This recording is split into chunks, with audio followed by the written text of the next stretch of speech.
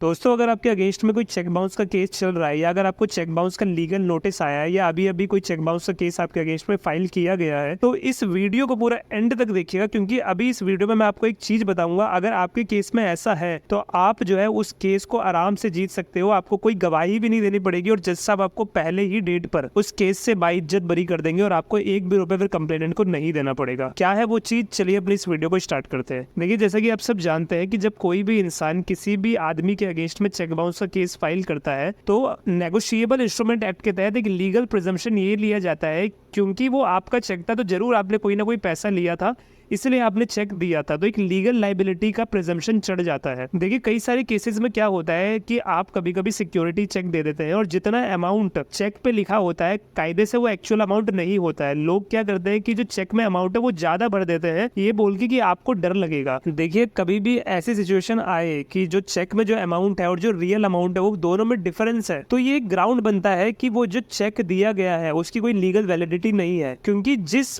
Purpose के लिए मैंने चेक दिया था और जो अमाउंट उसमें लिखा हुआ है, अगर वो दोनों मिसमैच कर जाता है तो ये एक वैलिड ग्राउंड बनता है, जिसकी वजह से आपके अगेंस्ट में जो चेक बाउंस का केस फाइल किया जाता है उसको निरस्त कर दिया जाता है। क्योंकि ऐसा है, क्योंकि जो लीगल लाइबिलिटी होती है वो ये शो करती है कि जितना अमाउंट आपने लिया होगा उतने के लिए आपने चेक दिया होगा, ना कि उससे ज्यादा के लिए। क्योंकि ये एक कॉमन प्रूडेंस की बात है। एक आम आदमी भी यही सोचता है कि अगर मैंने किसी इंसान को 1 लाख रुपए दिया है तो जाहिर सी बात है वो जो चेक का अमाउंट होगा वो भी 1 लाख रुपए होगा।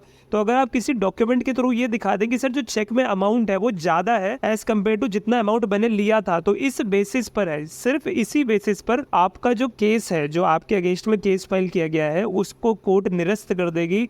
और इस पे सुप्रीम कोर्ट के बहुत सारे रूलिंग है और आपको उस केस से बाइज्जत बरी कर दिया जाएगा और फिर आपको एक भी रुपए कंप्लेनेंट को नहीं देना पड़ेगा। तो ये थी एक छोटी सी वीडियो। इस तरह की और वीडियो के लिए हमारे इस यूट्यूब चैनल को सब्सक्राइब करिए। मिलता हूँ अगले वीडियो में। बाय।